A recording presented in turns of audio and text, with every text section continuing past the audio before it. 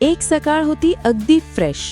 प्रियता नेहमीप्रमाणे पेपर घेऊन बसली होती, पण ती बातम्या वाचत नव्हती. ती शोधत होती तिची फेवरेट न्यूज. जॉकी कंपनीचा सेल लागला का? पेपरच्या तिसऱ्या पानावरच तिला दिसलं, कांकरिया इठ्ठाबेनच्या वाडीत जॉकीचा जबरदस्त सेल. बस झालं. प्रियता उडी मारते आणि म्हणते, अनुश्री पटकन तयार हो, आज सेल आहे, सुट्टी आहे आणि वेळ कमी आहे. अनुश्री डोळे चोळत म्हणते, आई पुन्हा का? अजून मागच्या सेलचे कपडे वापरलेही नाहीत.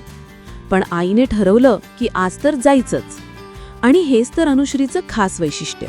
तिला लहानपणापासूनच आईला स्वतःसाठी काहीही घेतलेलं आवडायचं नाही. आईला काहीही घ्यायचं असेल तर ते तिलाही हवं असायचं. त्यामुळे आईला तिची प्रत्येक खरेदी अनुश्रीसोबत जुळवून करावी लागायची. दोघी सेलच्या दुकानात पोहोचतात आणि मग सुरू होते सेलची धमाल. प्रियता एक पिंक टी शर्ट उचलते. वा, हा किती सुंदर दिसतोय. तेवढ्यात अनुश्री मागून म्हणते, तुला हा चांगला दिसणार नाही आई, खूप ब्राईट आहे. आई थोडी वैतागते पण गप्प बसते. थोड्या वेळाने येल्लो लेगिंग्ज उचलते.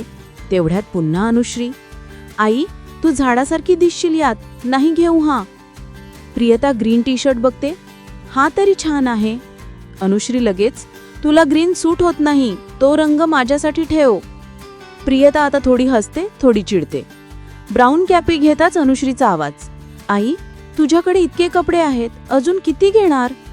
प्रियता ब्लू डेनिम बघते. हा तरी घेऊ का? अनुश्री, इतका खर्च कशाला, बाबा ओरडतील. प्रियता आता ठरवते, काय झालं तरी आज काहीतरी घेणारच. ती एक स्लीवलेस टी शर्ट उचलते. अनुश्रीचा आवाज पुन्हा, आई मला स्लीवलेस घेऊ देत नाहीस आणि स्वतः घेत आहेस. प्रियता हसते आणि म्हणते, अगं मला पण थोडी फॅशन करायची असते ना. यानंतर प्रियता ऑरेंज कॅप्री उचलते. हा बघ किती सुंदर आहे, घ्यायचा का? अनुश्री लगेच म्हणते, एवढा खर्च कशाला आई, तुला सगळं घ्यायचंच असतं. प्रियता मग येल्लो टी शर्ट बघते. हा तरी घ्यावा का? अनुश्री त्वरित, आई तो रंग तुला सूट होणार नाही आणि तरीही मी नाही घेऊ देणार.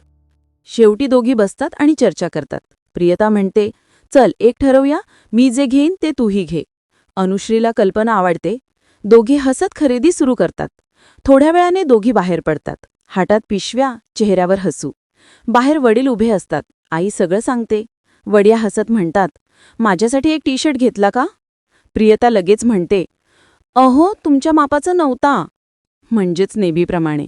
सगळे हसतात आणि तिघे सेलमधल्या आठवणी आणि जोक्स करत घरी परततात.